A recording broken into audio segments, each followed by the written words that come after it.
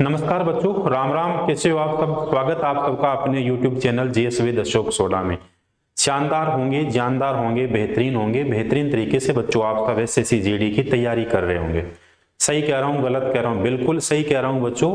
और अगर तैयारी आपने डटकर तैयारी अभी तक शुरू नहीं की तो बिल्कुल तैयारी शुरू कर दीजिए, इसलिए कि 4 तारीख यानी 4 फरवरी आने में अब जो है बच्चों ज्यादा समय नहीं बचा है। एक बार फिर से आप सभी बच्चों का स्वागत है अपनी इस क्लास यानी प्रभात सीरीज के अंदर।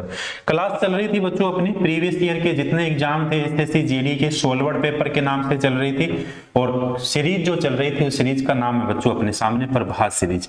आज जो प्रैक्टिस सेट अपने पढ़ने वाला है बच्चों 22 नंबर अपना ये प्रैक्टिस सेट रहेगा या सेट रहेगा सोलवर पेपर्स का। और आज अपन पढ़ेंगे एसएससी जीडी कांस्टेबल परीक्षा 24/1/2023 के अंदर जितने सारे क्वेश्चन पूछे गए थे उन सारे क्वेश्चन को आप और हम क्या करेंगे बच्चों, हल करने वाले हैं। तो कॉपी और पेन लेके सारे बच्चों बैठोंगे, साथ साथ शानदार और जानदार क्वेश्चंस की ओर बच्चों अपने बढ़ते हैं और देखते हैं आज की क्लास का क्वेश्चन नंबर 1 में क्या पूछा गया। भैया देखो, क्वेश्चन नंबर 1 में पूछा गया बच्चों, वर्ष 2020 में अनुसूचित जाति और अनुसूचित जनजाति के आरक्षण को समाप्त करने की समय सीमा और वर्षों के लिए बढ़ा दिया गया था। भैया बहुत अच्छा क्वेश्चन है, शानदार क्वेश्चन है बच्चों। क्वेश्चन में पूछा गया है लोकसभा से संबंधित ये क्वेश्चन पूछा गया है कि लोकसभा के अंदर बच्चों अनुसूचित जाति और अनुसूचित जनजाति के आरक्षण को समाप्त करने की जो समय सीमा अवधि थी वो समय सीमा अवधि कितनी बढ़ा दी गई। तो ये समय सीमा अवधि कितनी बढ़ा दी गई, इस क्वेश्चन का सही आंसर रहेगा 10 वर्ष रहेगा। 10 वर्ष के लिए बढ़ा दी गई थी। कितने वर्षों के लिए?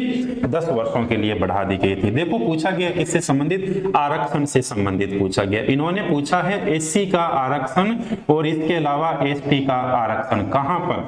लोकसभा के अंदर। कहां पर बच्चों? लोकसभा के अंदर। तो देखिए 5-4 बातें अपने फिर पढ़ते हैं यहां पर लोकसभा से संबंधित। वो कौन कौन सी बातें? सबसे पहले तो लोकसभा का उल्लेख किस आर्टिकल के अंदर अपने को मिलता है बच्चों? तो लोकसभा का उल्लेख जो अपने को मिलता है आर्टिकल नंबर 81 में। भाग नंबर पूछा जाए किस में मिलेगा? तो ये लीजिए भाग नंबर 5 के अंदर बच्चों अपने को आर्टिकल नंबर 79 और 79 में एक अपने को लोकसभा और एक अपने को राज्यसभा की व्यवस्था मिलती है।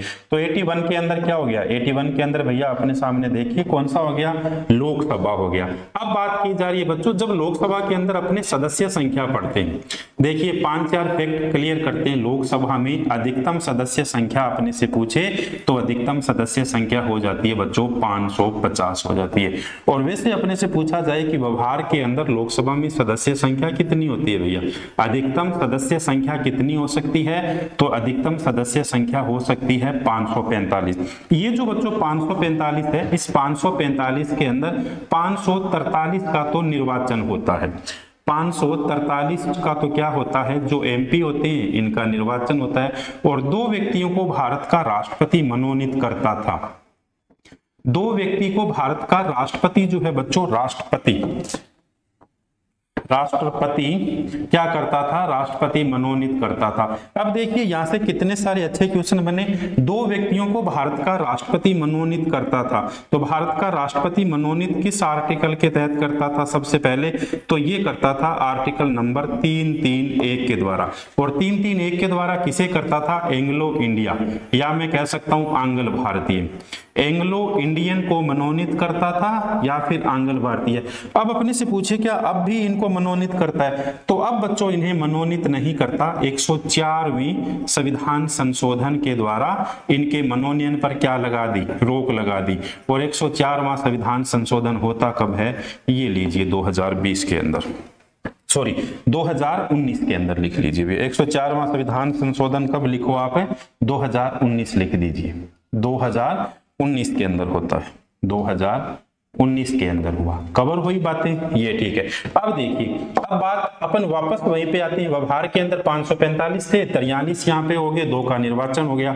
तो बच्चों एसटी व एसटी को आरक्षण एससी एवं एसटी को आरक्षण कहां पर? लोकसभा में। किस आर्टिकल के द्वारा दिया गया? सबसे पहले तो बिल्कुल आरक्षण है एससी एसटी के अंदर, तो वो आर्टिकल कौन सा है? ये आर्टिकल हो गया बच्चों आर्टिकल नंबर 330 के द्वारा। 330 के द्वारा एससी व एसटी को आरक्षण दिया गया है कहां पर? लोकसभा के अंदर। और ये जो आरक्षण दिया गया है, इस आरक्षण के तहत एससी की कितनी सीटें होगी?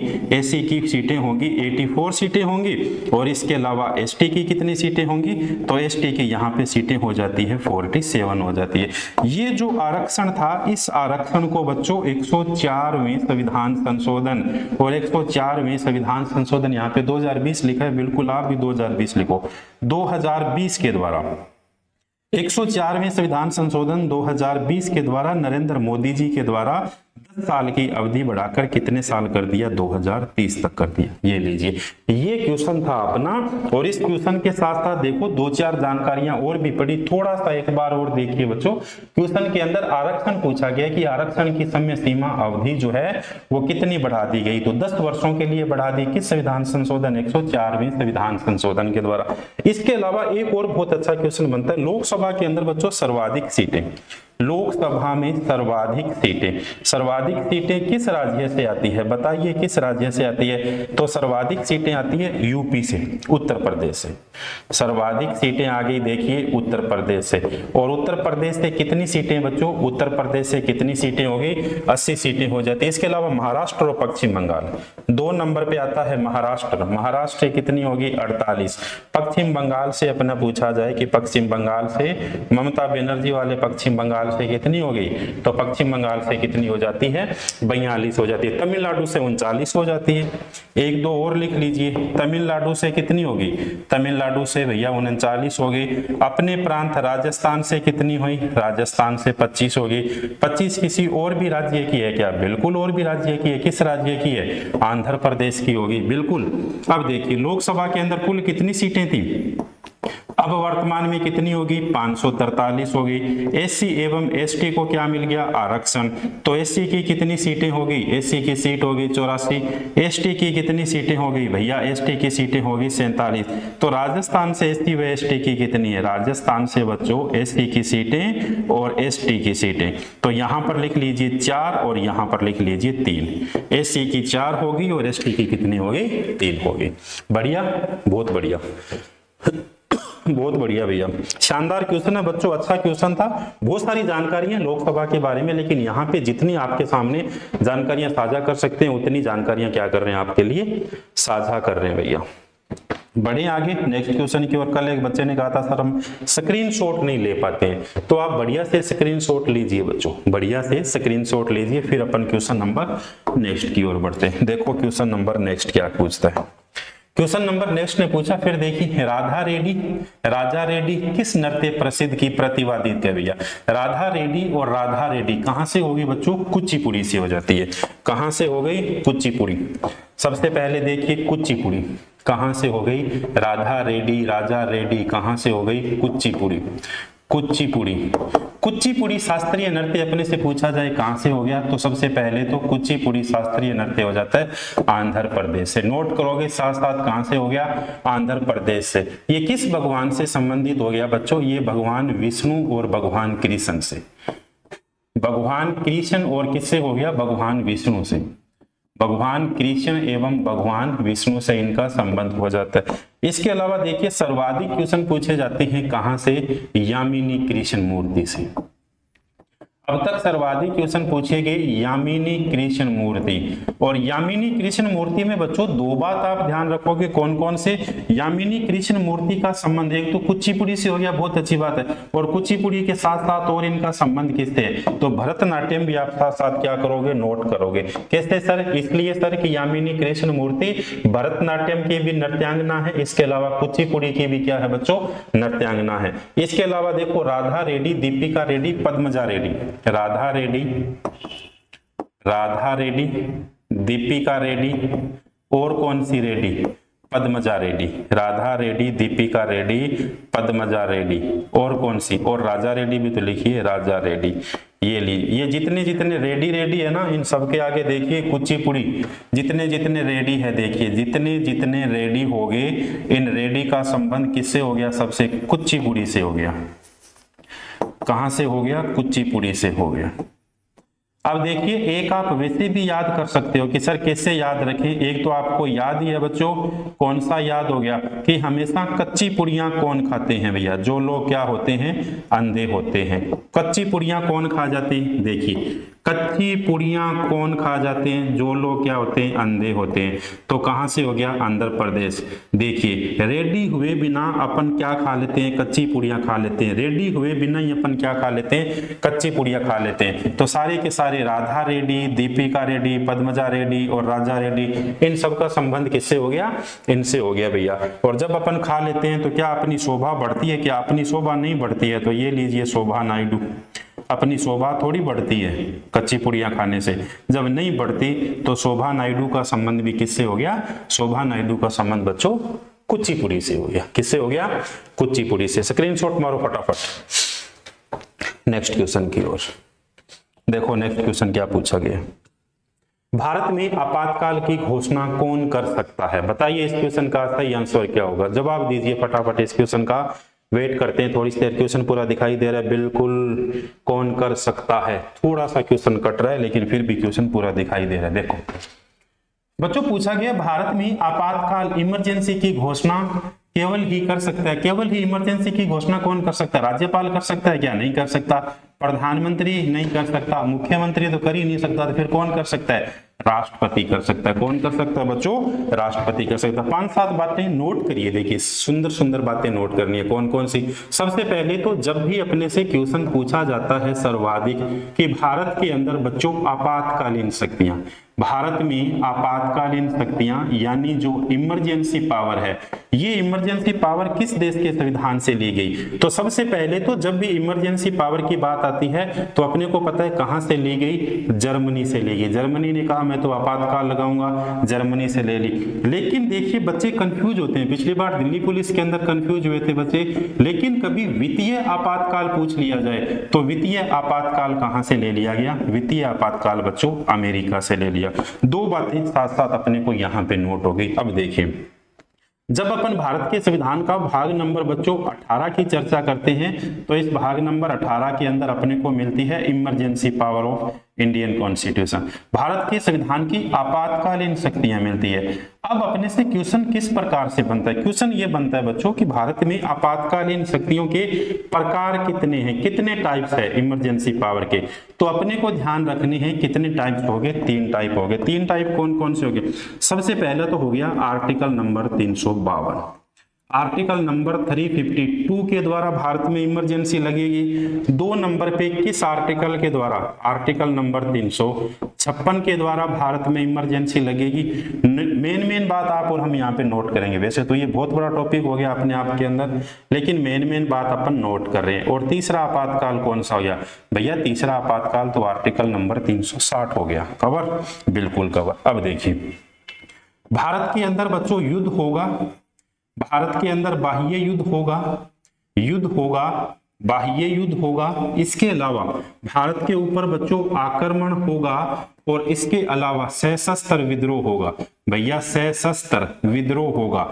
तो अब कौन सी इमरजेंसी लगेगी? आर्टिकल नंबर 352 लगेगी। अब देखिए 5-4 बातें यहीं पर साथ साथ नोट करिए, यहीं पर मैं लिखवा रहा हूं। आर्टिकल नंबर 352, भारत के राष्ट्रपति जो है बच्चों बिना संसद की मंजूरी के, भारत का राष्ट्रपति बिना संसद की मंजूरी के आर्टिकल नंबर 352 का प्रयोग कितने माह तक कर सकता है? 1 माह तक। एक बार के अंदर संसद कितनी मंजूरी देती है?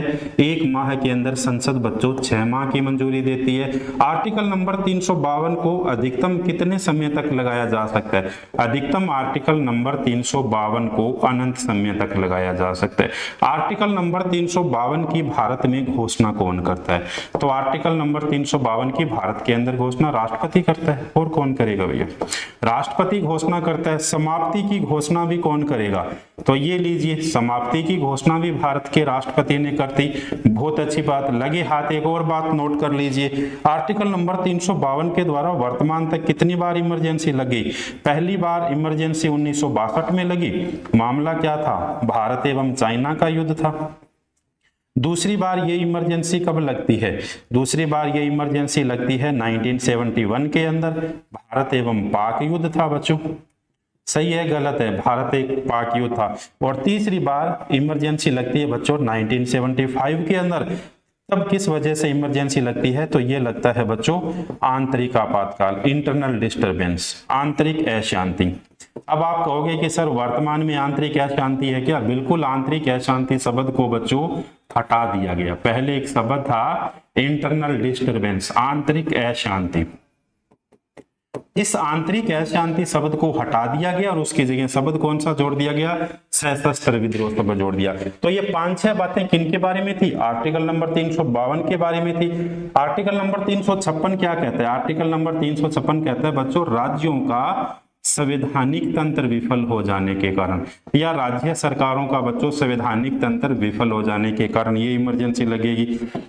अब देखो 5-7 बातें इसकी भी नोट कर लीजिए। किसकी? आर्टिकल नंबर 356 की नोट कर लीजिए। 60 अपन इधर करवा देंगे, यहां से नोट कर लीजिए। आर्टिकल नंबर बच्चों 356 लगेगा तो ये सीधी सी बात है राज्यों के अंदर लगेगा, और राज्यों में लगेगा तो इसका नाम क्या होगा? राष्ट्रपति शासन, प्रेसिडेंट रूल। इसका नाम क्या हो गया?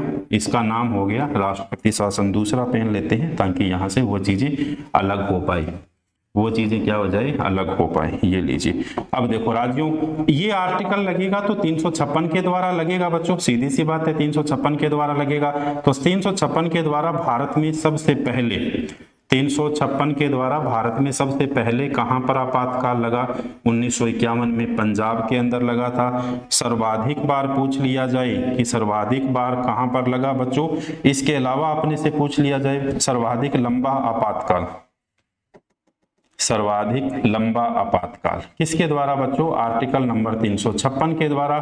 तो ये लगता है जम्मू एंड कश्मीर के अंदर लगता है। कवर हुआ। अपने राजस्थान में भी ये कितनी बार लगा है? राजस्थान के अंदर भी बच्चों 4 बार लगा है। 1967 के अंदर, 1977 के अंदर, 1990 के अंदर और 1992 के अंदर। ये हो गया बिल्कुल। अब देखो बच्चों इसके अलावा क्या हो गया? Article number 360। आर्टिकल नंबर 360 क्या कहता है? Financial emergency. ये कहता है अपने को वित्तीय आपातकाल। और वित्तीय आपातकाल, वित्तीय आपातकाल बच्चों संसद की बिना मंजूरी के कितने समय तक लग सकता है? संसद की बिना मंजूरी के 2 माह तक लग सकता है। और इसके अलावा देखिए ये जो आर्टिकल नंबर 356 है ये भी संसद की बिना मंजूरी के कितने समय तक लग सकता है? संसद की बिना मंजूरी के 2 माह तक लगाया जा सकता है। इसे संसद की बिना मंजूरी के 1 महीने तक लगाया जा सकता है। ये बच्चों आर्टिकल नंबर 356 अधिकतम कितने समय तक बढ़ाया जा सकता है? तो ये अधिकतम जो है बच्चों कितने साल तक? 3 साल तक ये आपातकाल लग सकता है, मतलब अनंत समय तक ये नहीं लगेगा। इसके अलावा ये संसद की बिना मंजूरी के 2 माह तक लगाया जा सकता है। इसके अलावा एक बार के अंदर संसद मंजूरी देगी तो सीधी सी बात है 6 माह की मंजूरी देगी। अब पूछा जाए कि अधिकतम कितने समय तक लग सकता है? भैया अधिकतम का संविधान इसके अंदर बिल्कुल क्या है बच्चों? मौन है, साइलेंस है। तो ये एक क्वेश्चन था, छोटा सा क्वेश्चन था, बहुत बढ़िया क्वेश्चन था, लेकिन जितनी सारी जानकारियां कम टाइम के अंदर आप और हम साझा कर सकते थे बच्चों, उतनी कम टाइम के अंदर आपने और मैंने क्या कर ली? जानकारियां साझा कर ली। भैया यहाँ पर कुछ और लिखना चाहो तो आप ये लाइनें लिख सकते हो बच्चों जो अच्छे एग्जाम में पूछे जाने लायक हो जाती है। कौन सी बातें? कि बिना मंजूरी 2 महीने तक लग सकता है, अधिकतम अगर पूछा जाए तो कितने साल तक हो गया बच्चों? 3 साल तक हो गया। कवर? बिल्कुल कवर। और इस क्वेश्चन का सही आंसर कौन सा हो जाता है बच्चों? प्रेसिडेंट यानी राष्ट्रपति। नेक्स्ट क्वेश्चन देखिए, निम्नलिखित में से किस खिलाड़ी को प्रथम राजीव गांधी खेल रत्न पुरस्कार दिया गया था? प्रथम राजीव गांधी खेल रत्न पुरस्कार किस खिलाड़ी को दिया गया था? ये क्वेश्चन पूछा गया अपने से, तो अपने को देखिए निम्नलिखित में से किस खिलाड़ी को प्रथम राजीव गांधी खेल रत्न पुरस्कार दिया गया था? मेजर ध्यानचंद, सचिन तेंदुलकर, साइना नेहवाल, विश्वनाथ आनंद को दिया गया था। किसे दिया गया था? विश्वनाथ आनंद। और विश्वनाथ आनंद का संबंध देखिए किससे हो गया? विश्वनाथ आनंद, विश्वनाथ आनंद दिखाई दे रहा है? अगर मैं आपके सामने इतना बड़ा लिखूं तो बिल्कुल दिखाई दे रहा है। बच्चों विश्वनाथ आनंद, इनका संबंध अपने से पूछ लिया जाए तो इनका संबंध किससे हो गया? शतरंज से इनका संबंध हो जाता है। बहुत बढ़िया। इसी के साथ जो बच्चों पूछा जाए अपने से, विश्वनाथ आनंद का निम्नलिखित में से किस खिलाड़ी को प्रथम राजीव गांधी खेल रत्न पुरस्कार दिया गया था? तो पहली बार राजीव गांधी खेल रत्न पुरस्कार, पहला राजीव गांधी खेल रत्न पुरस्कार, राजीव गांधी खेल रत्न पुरस्कार किस व्यक्ति को दिया गया बच्चों? तो ये दिया गया था विश्वनाथ आनंद को दिया गया था। राजीव गांधी खेल रत्न पाने वाले पहले बच्चों पैरा एथलीट कौन थे? राजीव गांधी खेल रत्न पाने वाले पहले पैरा एथलीट कौन थे? देवेंद्र झांझड़िया। कौन थे? देवेंद्र झांझड़िया, देवेंद्र झांझड़िया। ये लीजिए देवेंद्र झांझड़िया। क्लियर हुआ? पहली टेबल टेनिस खिलाड़ी कौन थे भैया? पहले टेबल टेनिस खिलाड़ी। कौन सा खेल रत्न पुरस्कार? राजीव गांधी खेल रत्न पुरस्कार पाने वाले पहले टेबल टेनिस खिलाड़ी कौन थे? तो ये कौन हो जाती है बच्चों? मोनिका बत्रा, मोनिका बत्रा, मोनिका बत्रा। ये लीजिए मोनिका बत्रा। क्लियर हुआ? बिल्कुल। और इसके अलावा बच्चों पूछा जाए अपने से, पहले हॉकी की खिलाड़ी कौन थी भैया? पहली हॉकी की खिलाड़ी कौन थी? रानी रामपाल। पहली हॉकी खिलाड़ी कौन थी भैया? पहली हॉकी की महिला खिलाड़ी कौन थी? रानी रामपाल, रानी रामपाल। इसी रानी रामपाल को क्या कहा जाता है बच्चों? हॉकी की रानी कहा जाता है, हॉकी की रानी कहा जाता है। क्वीन ऑफ हॉकी किसे कहा जाता है? इन्हीं को कहा जाता है। देखो एक बार अगर समझ नहीं है थोड़ा सा फिर से देखिए। ये पूछा गया बच्चों कि पहले राजीव गांधी खेल रत्न पुरस्कार पाने वाले पहले व्यक्ति कौन थे बच्चों? तो ये विश्वनाथ आनंद हो जाते। अब इसके साथ मैंने आपको और जानकारियां दी। वो कौन सी? राजीव गांधी खेल रत्न पुरस्कार पाने वाले पहले एथलीट कौन हो जाते हैं? देवेंद्र झांझड़िया। पहले टेबल टेनिस खिलाड़ी कौन हो जाती है? मोनिका बत्रा हो जाती है। और पहली हॉकी महिला खिलाड़ी कौन हो जाती है? रानी रामपाल, जिन्हें क्या कहा जाता है बच्चों? हॉकी की रानी कहा जाता है। क्वेश्चन 1 था, 4 क्वेश्चन अपने इसके साथ और पढ़े, फटाफट आगे बढ़िए। ये लीजिए, भारतीय संविधान का कौन सा अनुच्छेद उपाधियों का अंत से संबंधित है? देखो बार बार ये क्वेश्चन पूछा जाता है और मेरे हिसाब से कितनी बार पूछा जाए ये क्वेश्चन आप बिल्कुल सही करके आओगे। सही कहा गलत कहा मैंने? मेरे हिसाब से मैंने सही कहा भैया। देखो जब अपन बच्चों भारत के संविधान का भाग नंबर 3 पढ़ते हैं, देखिए भाग नंबर 3 पढ़ते हैं, तब अपने को मिलते हैं फंडामेंटल ड्यूटीज, अपने को मिलते हैं मौलिक अधिकार। भारत के संविधान के भाग नंबर 3 में अपने को मौलिक अधिकारों की व्यवस्था मिलती है। यहां तक बात ठीक है। इन्हीं मौलिक अधिकारों से एक क्वेश्चन पूछा जाता है अपने से कि भारत के संविधान के किस भाग को मेगना कार्टा की संज्ञा दी जाती है? तो भाग नंबर 3 को क्या कहा जाता है? मेगना कार्टा कहा जाता है। मौलिक अधिकार लागू करने वाला दुनिया का पहला देश कौन सा था? तो मौलिक अधिकार लिखित रूप से लागू करने वाला पहला देश अमेरिका बन जाता है। भारत के संविधान ने मौलिक अधिकार किस देश के संविधान से लिए? भारत ने मौलिक अधिकार जो है ये स्रोत किस देश के संविधान से लिए? तो कहां से ले लिए अपन ने? अमेरिका के संविधान से ले लिए। बहुत अच्छी बात है। अब यहां से जो क्वेश्चन पूछे जाते हैं बच्चों, एक तो देखिए आप आर्टिकल नंबर बहुत बार आर्टिकल नंबर 12 पूछ लिया जाता है। एक यहां से संबंधित आर्टिकल नंबर अपने से 14 पूछ लिया जाता है। एक आर्टिकल नंबर यहां से 17 पूछ लिया जाता है। एक आर्टिकल नंबर यहां से 18 पूछ लिया जाता है। कौन सा? आर्टिकल नंबर 18 पूछ लिया जाता है। देखो आर्टिकल नंबर 12 क्या कहता है? राज्य शब्द की परिभाषा। राज्य शब्द की परिभाषा ये अक्सर एग्जाम्स के अंदर पूछा जाता है। राज्य शब्द की परिभाषा। आर्टिकल नंबर 14 बच्चों विधि के समक्ष समानता। विधि के समक्ष समानता ये तो कहां से ले ली? ब्रिटेन से ले ली। और विधि के समक्ष संरक्षण, विधि के समक्ष संरक्षण ये कहां से लिया गया? तो ये लिया गया यूनाइटेड स्टेट ऑफ अमेरिका से ले लिया गया। बहुत बढ़िया। अगला क्वेश्चन है 17 उपाधियों का अंत। उपाधियों का अंत है क्या बच्चों? ये 1 मिनट, अस्पृश्यता का अंत हो गया। उपाधियों का अंत 18 हो गया। अस्पृश्यता का अंत, वैसे सारे के सारे आर्टिकल आपको पढ़ने हैं तो अस्पृश्यता का अंत बहुत बार पूछा जाता है, आर्टिकल नंबर 17 और आर्टिकल नंबर 18 उपाधियों का अंत। उपाधियों का अंत। मेरी बात ध्यान से समझ आ रही है कि नहीं आ रही है? बिल्कुल आ रही है। बच्चों ने कहा बिल्कुल आपकी बात है, सही समझ आ रही है भैया। उपाधियों का अंत। देखिए आर्टिकल नंबर 18 किसका अंत हो गया? उपाधियों का अंत हो गया। आर्टिकल नंबर 19 विचार एवं अभिव्यक्ति की स्वतंत्रता बच्चों, और इस क्वेश्चन का सही आंसर अपने सामने कौन सा हो जाएगा? आर्टिकल नंबर 17 हो जाएगा। कौन सा हो जाएगा? 17 हो जाएगा बच्चों। कल मैंने आपसे क्वेश्चन पूछा था और क्वेश्चन का सही जवाब जो सबसे पहले दिया गया था बच्चों, मंजू के द्वारा सही जवाब दिया गया, अरीपा के द्वारा सही जवाब दिया गया था, मुकेश के द्वारा इसका सही जवाब दिया गया, प्रियंका के द्वारा उस क्वेश्चन का सही जवाब दिया गया था, मुकेश गोदारा के द्वारा उस क्वेश्चन का सही जवाब दिया गया था। तो सबसे पहले आप सभी को ढेर सारी शुभकामनाएं बच्चों। आपने अच्छे अच्छे क्वेश्चन पढ़े, अच्छे अच्छे क्वेश्चन के साथ में आपने बहुत बढ़िया से उसका क्या दिया? जवाब दिया। और दूसरी बात यह कि भाग नंबर 3 को जितना रट सकते हो उतना आप रट लो। किस भाग को? भाग नंबर 3 को जितना रट सकते हो रट लो। भाग नंबर किसको? 4 क को। भाग नंबर 4 क को बच्चों सर्वाधिक क्वेश्चन पूछेंगे। भारत के संविधान में अनुसूचियों की संख्या कितनी है? बताइए, भारत के संविधान में अनुसूचियों की संख्या कितनी है? कौन बताएगा? थोड़ा सा छोटा करते हैं, लास्ट वाला आंसर दिखाई नहीं दे रहा। दिखाई दे रहा है? बिल्कुल, एक सेकेंड, ये लीजिए, दिखाई दे रहा है, दिखाई दे रहा है। यहां से लिखें तो दिखाई दे रहा है ना, थोड़ा सा बोर्ड का आगे पीछे हो गया भैया। चलो कोई बात नहीं। देखो, भारत के संविधान में अनुसूचियों की संख्या कितनी है? भारत के संविधान में अनुसूचियों की संख्या कितनी है? कितना लिखूं मैं आपके सामने ताकि आप मेरी बात को सही मान लो?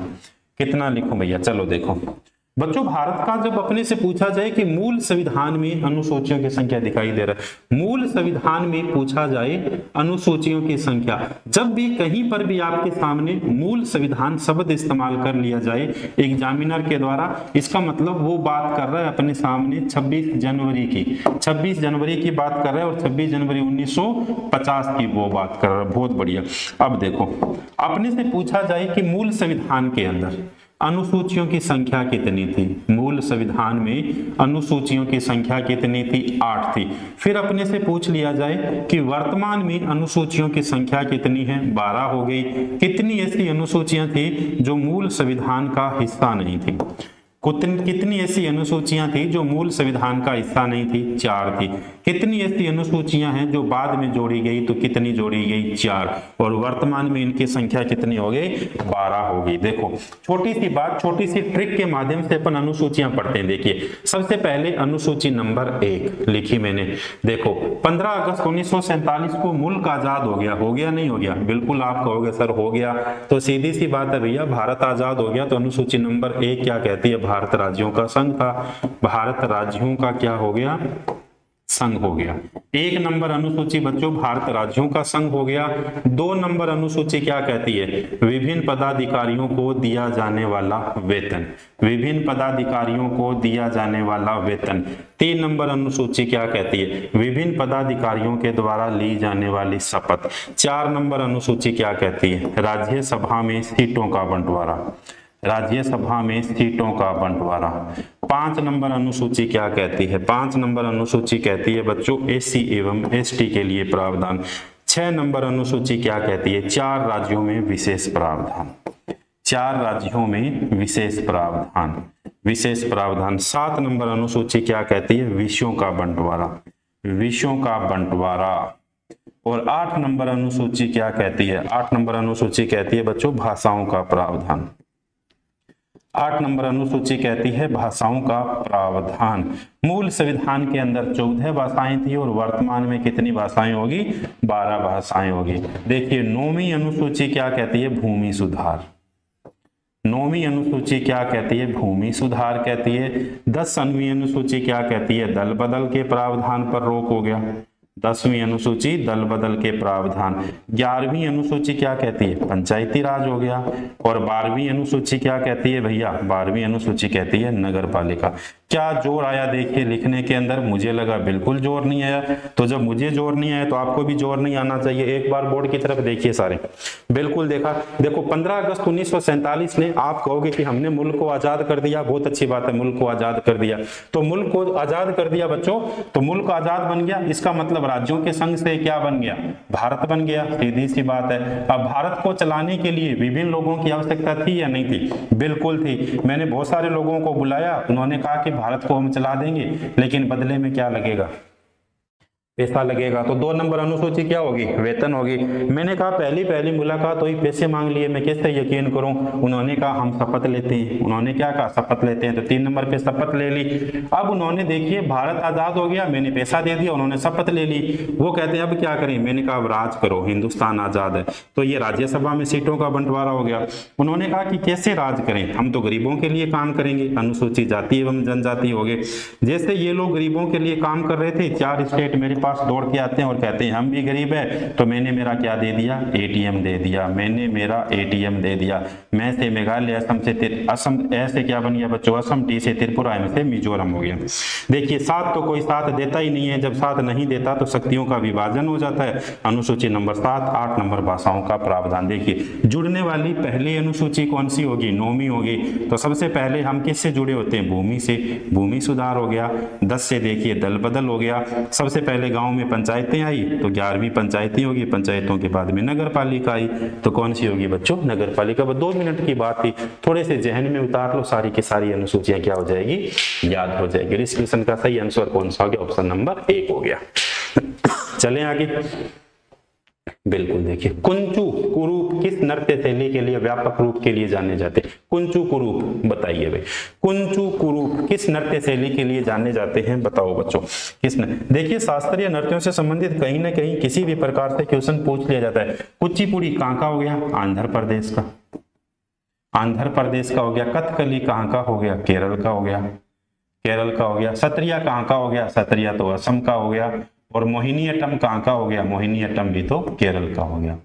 कवर हुआ। अब पूछा गया कुंचू कुरूप, कुंचू कुरूप किस नृत्य शैली से संबंधित है? कुंचू कुरूप है बच्चों कथकली से संबंधित। और कथकली कहाँ का हो गया? केरल का हो गया। देखो 2-4 बातें लिखो आप। कथकली, कथकली सबसे पहले कहाँ का नृत्य हो गया?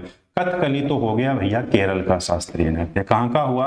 केरल का शास्त्रीय नृत्य हो गया। अब केरल का शास्त्रीय नृत्य है कौन सा? कथकली। ये किस पर आधारित है? रामायण और महाभारत पर, रामायण एवं महाभारत पर। रामायण एवं महाभारत पर कौन सा शास्त्रीय नृत्य आधारित अपने से पूछा जाए तो कथकली हो गया। कौन सा हो गया? कथकली हो गया। कथकली के अंदर बच्चों देखिए अपने सबसे पहले तो कितनी हस्त मुद्राओं का प्रयोग किया जाता है? कथकली शास्त्रीय नृत्य में कितनी हस्त मुद्राओं का प्रयोग किया जाता है? 24 हस्त मुद्राओं का क्या किया जाता है? प्रयोग किया जाता है। कथकली के अंदर बच्चों ललित कला के 5 रूपों का प्रयोग किया जाता है। ललित कला के कितने रूपों का प्रयोग किया जाता है? तो ललित कला के 5 रूपों का प्रयोग किया जाता है। किसके अंदर 5 रूपों का प्रयोग किया जाता है? कथकली के अंदर। सबसे पहले देखिए साहित्य होगा कथकली के अंदर। साहित्य के बाद बच्चों संगीत होगा किसके अंदर? कथकली के अंदर। 3 नंबर पे बच्चों चित्रकारी होगी किसके अंदर बच्चों? कथकली के अंदर होगा। अभिनय होगा और नृत्य होगा। अभिनय भी होगा और इसके साथ और क्या होगा? नृत्य भी होगा। तो ये होगे नहीं होगे? कौन सा शास्त्रीय नृत्य है जिसके अंदर बच्चों ललित कला के 5 रूपों का प्रयोग किया जाता है? साहित्य भी है इसमें, संगीत भी है, चित्रकारी भी है, अभिनय भी है, नृत्य भी है। हस्त मुद्राओं का कितना प्रयोग किया जाता है? 24 हस्त मुद्राओं का क्या किया जाता है? इसके अंदर प्रयोग किया जाता है। कवर? बिल्कुल कवर। कुछ देखिए शास्त्रीय नर्तकी भी लिख लीजिए इससे संबंधित। कृष्णा कुट्टी, कृष्णा कुट्टी किस शास्त्रीय नृत्य से संबंधित है? कथकली से संबंधित है बच्चों। उदय शंकर, उदय शंकर किससे संबंधित हो गए? उदय शंकर भी इनसे संबंधित। मृणालिनी साराभाई, आनंद शिवरामन, मृणालिनी साराभाई, मृणालिनी साराभाई, साराभाई ये लीजिए। मृणालिनी कौन हो गए? साराभाई। इसके अलावा आनंद शिवरामन, आनंद शिवरामन, आनंद शिवरामन, इनका संबंध भी किससे हो जाता है? इनका संबंध भी कथकली से हो जाता है। बढ़े आगे, बिल्कुल अपन बढ़ते हैं नेक्स्ट क्वेश्चन की ओर बढ़ते हैं बच्चों। आनंद आ रहा नहीं आ रहा? बिल्कुल, बहुत बढ़िया से तैयारी कर रहे हैं बच्चों। जितना हो सकता है मेरे पास खूब सारी जानकारियां, जितनी भी जानकारियां हैं हम कोशिश करते हैं कि आपके सामने बेहतरीन कंटेंट लेके आए, बेहतरीन आपके सामने जो है बच्चों प्रस्तुत किया जाए, ताकि आने वाले एग्जाम के अंदर सीधा सीधा जो है बच्चों वहां से क्वेश्चन अपने को देखने को मिले। देखिए क्वेश्चन, निम्नलिखित में से किसने वंदे मातरम गीत लिखा? भैया कितना अच्छा क्वेश्चन पूछा गया। वीर सिंह सलगावकर, इनके द्वारा नहीं लिखा गया। 2 नंबर पे है अनिल चंद्र बनर्जी, नहीं लिखा गया। लाल माखन सिंह के द्वारा नहीं लिखा गया। किसके द्वारा लिखा गया? प्रियंका बंकिम चंद्र चट्टोपाध्याय के द्वारा लिखा गया। किसके द्वारा लिखा गया? सुनील बंकिम चंद्र चट्टोपाध्याय के द्वारा लिखा था। इस क्वेश्चन का सही आंसर कौन हो जाएगा? ऑप्शन नंबर 3 हो जाएगा। चलो देखो, पूछा गया क्वेश्चन है अपने से वंदे मातरम। वंदे मातरम छोटे छोटे देखिए क्वेश्चन पूछे जा सकते हैं और अपने आप के अंदर बच्चों ये लेवल के क्वेश्चन बन जाते हैं। वंदे मातरम, वंदे मातरम। देखिए वंदे मातरम अपना क्या है बच्चों? राष्ट्रगीत है। वंदे मातरम अपना क्या हो गया? राष्ट्रगीत हो गया। पहली बात तो ये, कुछ 5 बातें इनके सामने नोट करिए। वंदे मातरम बच्चों किसके द्वारा लिखा गया? सबसे पहले लिखा गया बंकिम चंद्र चट्टोपाध्याय के द्वारा। बंकिम चंद्र चट्टोपाध्याय के द्वारा लिखा गया। 1 नंबर बात क्लियर होगी। कहां से लिया गया? ये लिया गया बच्चों आनंद मठ से। ये लिया गया आनंद मठ से। अब बच्चों ये है, ये जो वंदे मातरम है इसे कब लिखा गया था? वंदे मातरम को लिखा गया था 1874 में, 1874 में। वंदे मातरम जो है कुल कितने पदों के अंदर विभाजित है? वंदे मातरम कुल बच्चों 5 पदों में विभाजित है। वंदे मातरम के रूप में कौन सा पद लिया गया? वंदे मातरम के रूप में कौन सा पद लिया गया? वंदे मातरम के रूप में पहला पद लिया गया। इसके साथ और वंदे मातरम को गाने में कुल कितना समय लगता है? वंदे मातरम को गाने में कुल 65 सेकंड का समय लगता है। 65 सेकंड का समय लगता है। वंदे मातरम पहली बार भारत में कब गाया गया? वंदे मातरम पहली बार भारत में 1896 के बच्चों कलकत्ता अधिवेशन में गाया गया और इसकी अध्यक्षता किसके द्वारा की गई? ये की गई थी M.A. सयानी के द्वारा। रहीमतुल्लाह सयानी के द्वारा इसकी अध्यक्षता की गई। और वंदे मातरम को संविधान सभा के द्वारा स्वीकार कब किया गया? स्वीकार कब किया गया? इन्हें स्वीकार किया गया 24 जनवरी 1950 को संविधान सभा की अंतिम बैठक में। कब हुआ? देखिए 10 बातें कौन सी होगी? वंदे मातरम अपना राष्ट्रगीत है, बंकिम चंद्र चट्टोपाध्याय के द्वारा लिखा गया, आनंद मठ से ये लिया गया। इसके अलावा आनंद मठ से बच्चों इसे लिया गया। लिखा कब गया? 1874 में। कितने पदों में विभाजित? 5 पदों में। कौन सा पद लिया गया? पहला। कुल कितना समय लगता है? 65। पहली बार 1896 में गाया गया। अध्यक्षता M.A. सयानी के द्वारा की गई, रहीमतुल्लाह सयानी। और कब बच्चों स्वीकार किया गया? ये संविधान सभा के द्वारा 24 जनवरी 1950 को संविधान सभा ने इसे क्या किया था? स्वीकार किया था। देखिए अपने चर्चा की है किसके बारे में बच्चों? राष्ट्रगीत के बारे में। तो अपना फर्ज बनता है अपना जो नेशनल एंथम है राष्ट्रगान के बारे में भी 5-7 बातें अपन पढ़े। भारत का राष्ट्रगान पहली बात तो है कौन सा? ये है जन गण मन। बिल्कुल कौन सा हो गया बच्चों? जन गण मन। अब देखिए जन गण मन जो है किसके द्वारा लिखा गया? जन गण मन लिखा किसके द्वारा गया? रविंद्रनाथ टैगोर के द्वारा। ये लिखा गया रविंद्रनाथ टैगोर के द्वारा लिखा गया। बहुत अच्छी बात है, रविंद्रनाथ टैगोर के द्वारा लिखा गया। 3 नंबर पे बच्चों भारत का राष्ट्रगान कितने पदों में विभाजित है? तो भारत का राष्ट्रगान 5 पदों में विभाजित है। राष्ट्रगान के रूप में कौन सा पद लिया गया? कौन सा पद लिया गया? तो राष्ट्रगान के रूप में पहला पद लिया गया। पहला पद लिया गया। पहले पद के अंदर कुल कितनी पंक्तियां हैं? पहले पद में कुल कितनी पंक्तियां हैं? तो पहले पद में 13 पंक्तियां। राष्ट्रगान को गाने में कुल कितना समय लगता है? राष्ट्रगान को पूरा गाने में 52 सेकंड का समय लगता है और संक्षिप्त रूप से गाने में बच्चों 20 सेकंड का समय लगता है। भारत का राष्ट्रगान जो है पहली बार कब गाया गया? तो भारत का राष्ट्रगान पहली बार गाया गया 1911 में। किस अधिवेशन में? कलकत्ता के अधिवेशन में। अध्यक्षता की गई थी बिशनदास नारायण के द्वारा। भारत का राष्ट्रगान पहली बार अखबार में कब छपता है? तो ये अखबार में छपा था बच्चों अप्रैल 1912 को। और किस नाम से छपा था? तो ये छपा था भारत भाग्य विधाता, भारत भाग्य विधाता के नाम से, भारत भाग्य विधाता के नाम से जो है ये बच्चों क्या छपता है? अखबार में छपता है। क्लियर हुआ? बिल्कुल। तो इतनी सारी बातें आपको किसके बारे में ध्यान रखनी है? राष्ट्रगीत भी हो गया, देखिए राष्ट्रगान भी हो गया, दोनों की बातों को अपन ने क्या किया है यहाँ पे मैंने आपसे साझा की। चले आगे। बिल्कुल नेक्स्ट क्वेश्चन देखिए, भूमचू त्योहार मुख्य रूप से भारत के निम्नलिखित में से किस राज्य में मनाया जाता है? सिक्किम में, हिमाचल प्रदेश में, महाराष्ट्र में या फिर आंध्र प्रदेश में? भूमचू त्योहार बताइए।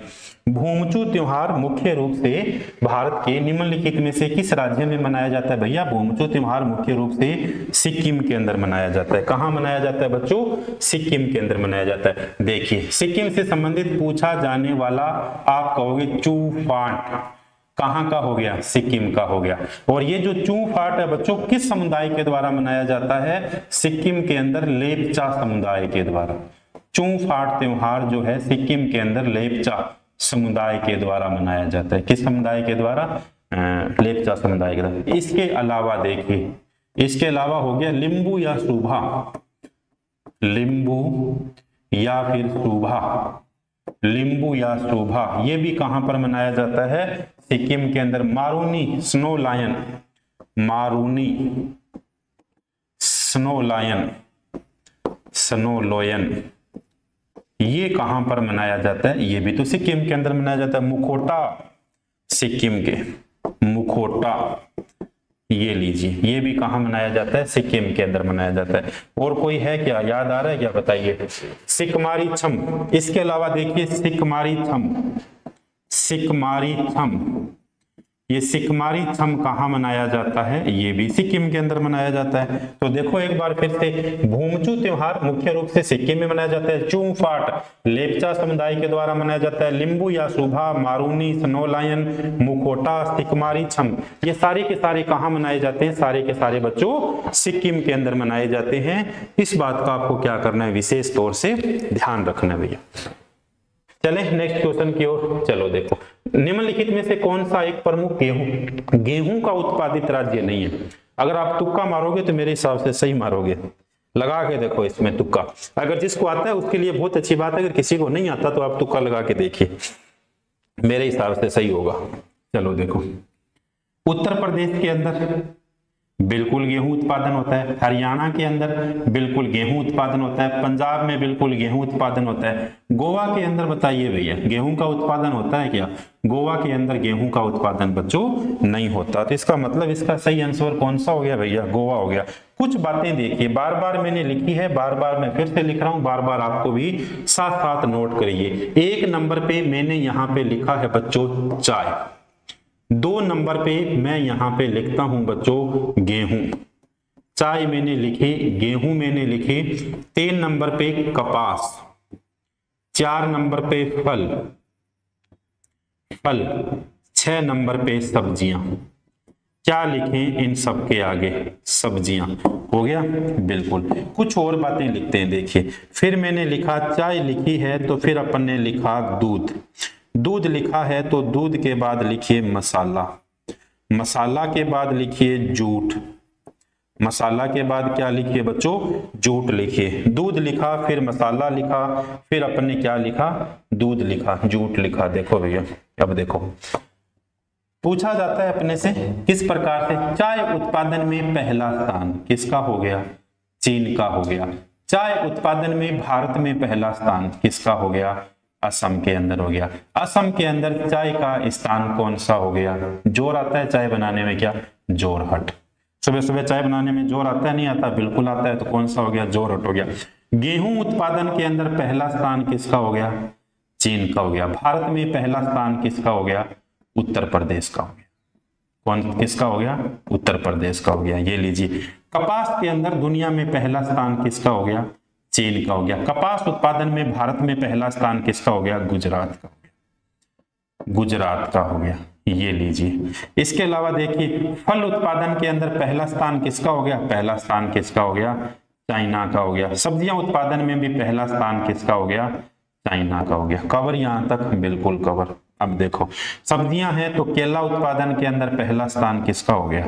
यूपी का होता है क्या? कहीं गलत तो नहीं लिख दिया? ये लो। अगला देखो दूध उत्पादन के अंदर पहला स्थान किसका हो गया? भारत का हो गया। मसाला उत्पादन में पहला स्थान किसका हो गया? भारत का हो गया।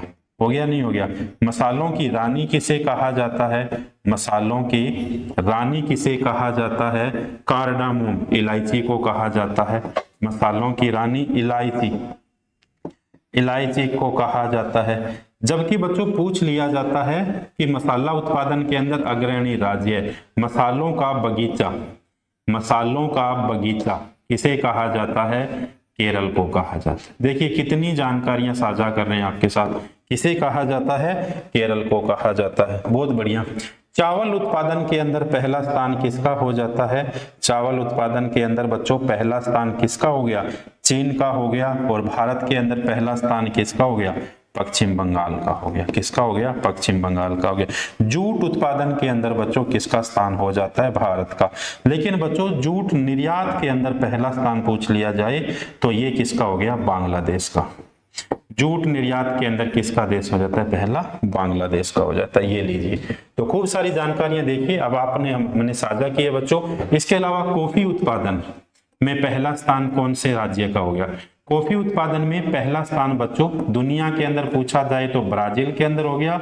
और भारत के अंदर पूछा जाए तो किसका हो जाता है? कर्नाटक का हो जाता है। कवर?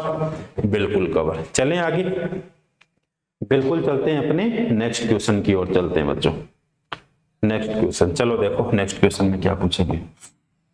2019 भारत की संसद का एक अधिनियम है जो 3 तलाक को अपराध मानता है। देखो ये 2019 के अंदर था, वो पूछा गया था। तो इस क्वेश्चन का सही आंसर कौन सा हो गया बच्चों? 2019 के अंदर 2017 के अंदर एक मामला था जिसका नाम था सायरा बानो वर्सेज भारत संघ मामला था। कौन सा था? मुस्लिम महिला विवाह अधिकारों को संरक्षण अधिनियम, लैंगिक अपराधों के बालकों को संरक्षण, महिला अधिकार अधिनियम। इसके ये देखिए बच्चों मुस्लिम महिला से संबंधित है।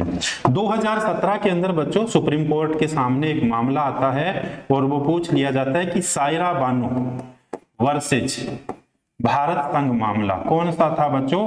भारत संघ मामला। ये किससे संबंधित था? तो सायरा बानो वर्सेज भारत संघ मामला जो है ये था 3 तलाक से संबंधित। किससे हो गया? 3 तलाक से संबंधित हो गया। सायरा बानो वर्सेज भारत संघ मामला किससे हो गया? 3 तलाक से संबंधित हो गया।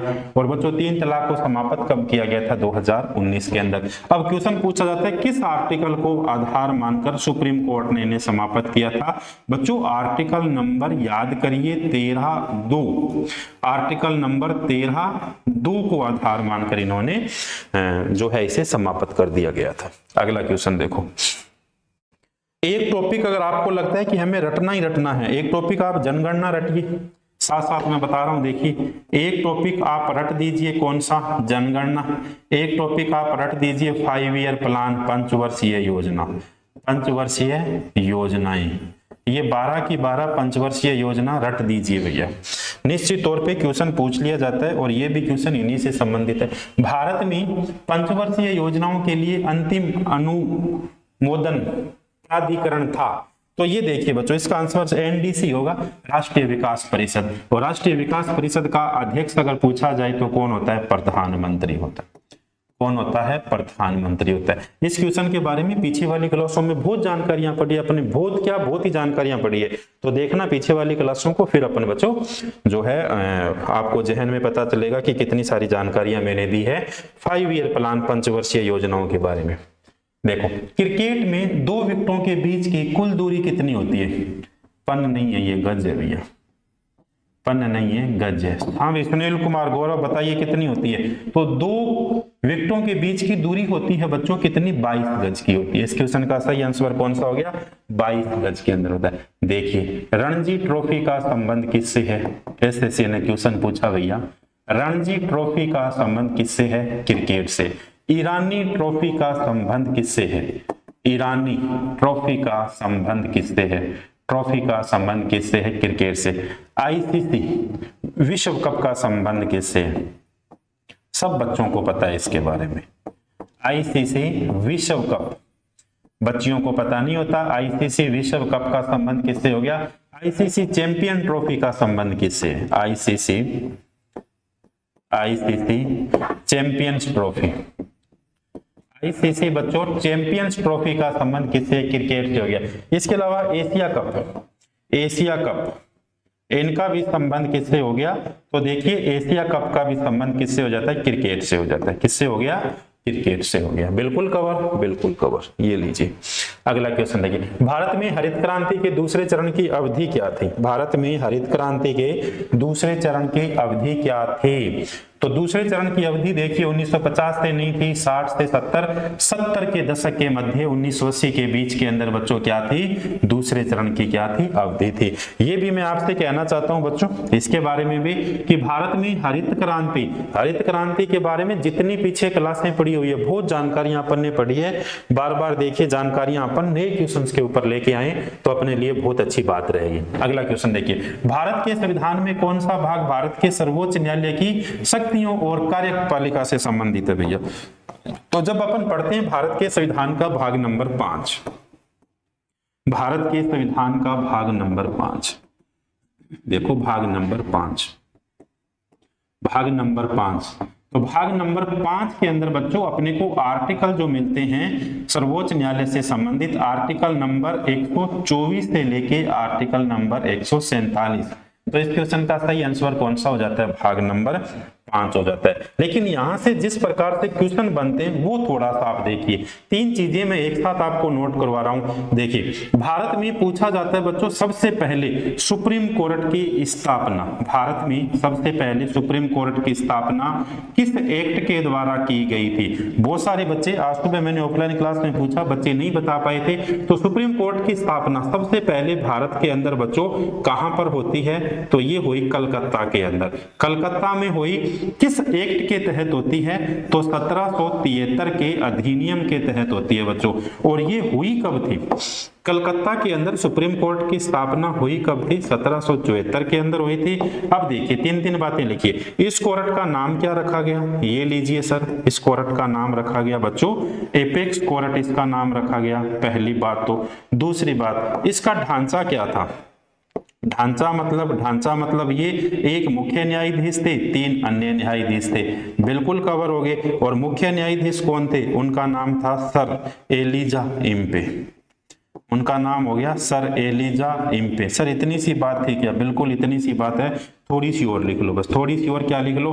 बाकी 3 और कार्यकारिणी सदस्य कौन से? शॉर्टकट के अंदर लिख रहा हूं बच्चों। एक का नाम था चेम्बर्स, एक का नाम था चेम्बर्स, एक का नाम हो गया हाइट। चेम्बर्स हो गए, हाइट हो गए, लिमेस्टाइन हो गए। चेम्बर्स, हाइट और कौन से हो गए? लिमेस्टाइन। अब अगला क्वेश्चन अपने से पूछा जाए कि भारत के अंदर संघीय न्यायालय की स्थापना कब हुई? ये लीजिए, संघीय न्यायालय की स्थापना 1935 के अंदर हुई। इस न्यायालय को कहां स्थापित किया गया? इस न्यायालय को दिल्ली में स्थापित किया गया। इस न्यायालय का ढांचा क्या था भैया? इस न्यायालय का ढांचा 1+7 था। और पहले मुख्य न्यायाधीश कौन बने थे? Sir Maurice Gwyer. पहले मुख्य न्यायाधीश कौन बने? सर मोरिच ग्वायर बन गए। कवर हो गया? बिल्कुल। वर्तमान का जो बच्चों सुप्रीम कोर्ट है, इसकी स्थापना कब होती है या इसका उद्घाटन कब होता है? इसका उद्घाटन हुआ 28 जनवरी 1950 को MC शीतलवाड़ के द्वारा किया गया। ये कहां पर है? दिल्ली के अंदर है। और इसका ढांचा क्या है? इसका ढांचा है भैया 1+33 होगी। और ये देखिए पहले मुख्य न्यायाधीश इसके कौन बनते बच्चों? हीरालाल जेकी सुमन कानिया। हीरालाल जेकी सुमन कानिया। हीरालाल जेकी सुमन कानिया। ये लीजिए, कवर हो गया? बिल्कुल कवर हो गया। कमेंट बॉक्स में आपको जाना है और कमेंट बॉक्स के अंदर जाके आपको ये बताना है बच्चों, कल का क्वेश्चन है, भारत में सर्वोच्च न्यायालय के रूप में सर्वाधिक लंबी अवधि वाले CJI chief justice of India कौन रहे थे? फिर से मेरा क्वेश्चन सुनिएगा, बड़ी तसल्ली से सुनोगे, आपको जवाब देना है। भारत के अंदर सर्वाधिक लंबी अवधि वाले बच्चों मुख्य न्यायाधीश कौन बने? जवाब दीजिएगा आप कमेंट बॉक्स के अंदर। अपन चलते हैं नेक्स्ट क्वेश्चन की ओर। अगला क्वेश्चन देखिए क्या पूछा गया है। अगला क्वेश्चन है, प्रथम पंचवर्षीय योजना की अवधि किस किस के बीच में थी? प्रथम पंचवर्षीय योजना 1951 से लेके 1956 के बीच थी। 5-4 बातें नोट कर लीजिए। वैसे हरित क्रांति के बारे में बहुत बातें अपन ने पढ़ी है। पहली पंचवर्षीय योजना पहली किस मॉडल पर आधारित हो गई? हेरोल्ड डोमर मॉडल पर, हेरोल्ड डोमर मॉडल पर आधारित कवर हुआ। दूसरी पंचवर्षीय योजना, दूसरी पंचवर्षीय योजना किस मॉडल पर आधारित? पीसी महोलनबिस मॉडल पर आधारित, पीसी महोलनबिस मॉडल पर आधारित। तीसरी पंचवर्षीय योजना किस मॉडल पर आधारित हो गई? गॉडगिल मॉडल पर आधारित हो, गॉडगिल मॉडल पर आधारित होगी। यहां तक बातें थोड़ी सी ठीक है। देखिए बच्चों, इसके अलावा पूछा गया योजना अवकाश की अवधि क्या थी? योजना अवकाश की अवधि 1969 से लेके 1969। अगला क्वेश्चन पूछा गया रोलिंग प्लान क्या था? रोलिंग प्लान कब था? रोलिंग प्लान 1978 से लेके 80 के बीच था। इसके अलावा पूछा गया वार्षिक प्लान योजनाएं, वार्षिक योजनाएं कौन सी थी? ईयरली योजनाएं कौन सी थी? तो ये लीजिए, ईयरली योजनाएं कौन सी हो गई? 1990 से लेके 1992 हो गई। और 2-4 बातें और लिख लीजिए। कौन कौन सी लिखोगे जो कई बार पूछ ली जाती है, सीधी सीधी सी पूछ ली जाती है। बच्चों, हरित क्रांति पर सर्वाधिक ध्यान, 14 बैंकों का राष्ट्रीयकरण, चौथी पंचवर्षीय योजना, गरीबी उन्मूलन गरीबी हटाओ का नारा, 5वीं पंचवर्षीय योजना, 5वीं पंचवर्षीय योजना। बहुत सारी जानकारियां पीछे वाली क्लास में आपने और हमने पढ़ी है बच्चों इनसे संबंधित। तो पीछे वाली क्लास आपको जरूर देखनी चाहिए बच्चों। अगर देखोगे तो बहुत सारी जानकारियां आप और हम क्या करेंगे, साझा करेंगे। नेक्स्ट क्वेश्चन, अगला क्वेश्चन देखें। गोपाल प्रसाद दुबे को किस नृत्य शैली के लिए पद्मश्री से सम्मानित किया गया था? भैया, गोपाल प्रसाद दुबे को किस नृत्य शैली के लिए बच्चों जो है उन्हें सम्मानित किया गया था? भैया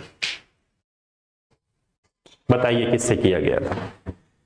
गोपाल प्रसाद दुबे, गोपाल प्रसाद दुबे को बच्चों किया गया था छऊ के लिए। और छऊ एक अर्धशास्त्रीय नृत्य है और ये कहाँ का है? पश्चिम बंगाल का है। कहाँ का हो गया? पश्चिम बंगाल का हो गया। कुछ बातें देखिए इनसे संबंधित। अपने से पूछा जाता है गंगा सागर मेला कहाँ बढ़ता है? गंगा सागर, गंगा सागर मेला कहाँ पर भरता है बच्चों? गंगा सागर मेला हुगली नदी के किनारे, और हुगली नदी पर बच्चों बढ़ता है। तो इसका मतलब क्या हो गया?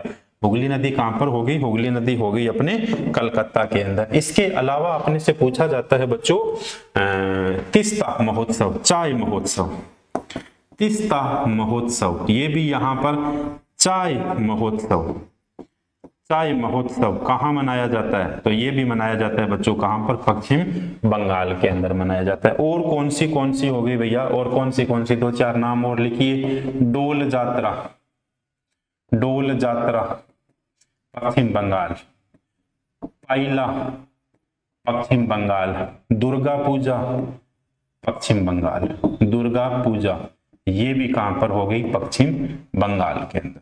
कवर? बिल्कुल कवर। बढ़े आगे नेक्स्ट क्वेश्चन की ओर। ये लीजिए नेक्स्ट क्वेश्चन। बजट प्रत्येक वर्ष सरकार की अनुमानित प्राप्तियों की व्यय का विवरण है। बजट से संबंधित क्वेश्चन पूछा गया बच्चों। क्वेश्चन पूछा गया बजट प्रत्येक सरकार हेतु अनुमानित प्रतियां और व्यय का विवरण करता है। कैलेंडर वर्ष, पूंजीगत वर्ष, पिछले वर्ष और वित्तीय वर्ष। इसका सही आंसर कौन सा हो जाता है कि वित्तीय वर्ष मान लिया जाता है। देखो 5-7 बातें जो एग्जाम्स में पूछी जाती है। सबसे पहले तो बजट के बारे में, बजट के बारे में देखिए, बजट का कभी भी अपने से पूछा जाए बच्चों कि बजट का शाब्दिक अर्थ क्या है? बजट का शाब्दिक अर्थ होता है चमड़े का थैला। बजट का शाब्दिक अर्थ हो गया चमड़े का थैला। पहली बात ये। अब दूसरी बात है, ये जो बजट शब्द है क्या अपने को संविधान में बजट शब्द का उल्लेख मिलता है? मिलता है क्या? आप कहोगे सर नहीं मिलता। तो जब भैया बजट शब्द का उल्लेख नहीं मिलता तो बजट शब्द की जगह कौन सा मिलता है? बजट शब्द की जगह अपने को शब्द मिलता है वार्षिक वित्तीय विवरण, वार्षिक वित्तीय विवरण। अब अगर वार्षिक वित्तीय विवरण मिलता है तो इसका मतलब किसी न किसी आर्टिकल के अंदर तो इसका उल्लेख मिलता होगा। बिल्कुल मिलता है ना। आर्टिकल नंबर किस में 112 के अंदर अपने को बच्चों उल्लेख मिलता है। भारत का वित्तीय वर्ष कई बार पूछ लिया जाता है कि भारत का वित्तीय वर्ष कौन सा है भैया। भारत का वित्तीय वर्ष है बच्चों 1 अप्रैल से लेके 31 मार्च। 1 अप्रैल से लेके 31 मार्च भारत का कौन सा वर्ष हो गया, वित्तीय वर्ष हो गया। बहुत बढ़िया, भारत का वित्तीय वर्ष हो गया, बहुत बढ़िया भाई। अब पूछ लिया जाता है कि स्वतंत्र भारत का पहला बजट, स्वतंत्र भारत का पहला बजट किसने पेश किया था, षणमुख। देखिए कितनी बार ये एग्जाम में पूछा गया, षणमुख चेटी के द्वारा किया गया। तो फिर पूछ लिया जाए गणतंत्र भारत का बजट, गणतंत्र भारत का बजट, गणतंत्र भारत का बजट किसने पेश किया था, ये किया था जॉन मथाई ने। किसके द्वारा, जॉन मथाई के द्वारा किया गया था।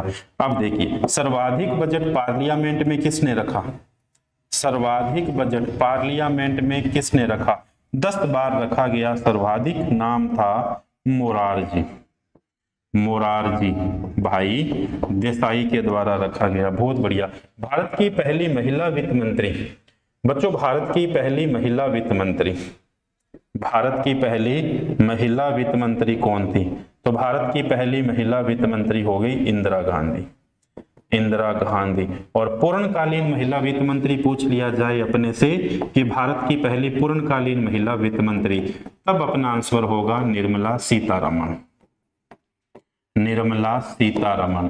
और वर्तमान में भी अपने से पूछ लिया जाए कि वर्तमान भारत की वित्त मंत्री कौन है बच्चों, तो निर्मला सीतारमण होगे। कौन होगे बच्चों, निर्मला सीतारमण होगे। तो ये क्वेश्चन थे बच्चों आज की क्लास के अपने। आज का सेशन शानदार रहा, आज का सेशन जानदार रहा बच्चों। फिर से मिलते हैं कल एक नई क्लास के साथ। लेकिन मैंने आपसे एक क्वेश्चन जाते जाते आपसे एक क्वेश्चन पूछा है बच्चों, मैंने बीच क्लास में मैंने पूछा था जाते जाते, फिर मैं आपको याद दिला देता हूं। क्वेश्चन कौन सा था, भारत के अंदर सर्वाधिक लंबी अवधि तक रहने वाले भारत के मुख्य न्यायाधीश कौन थे।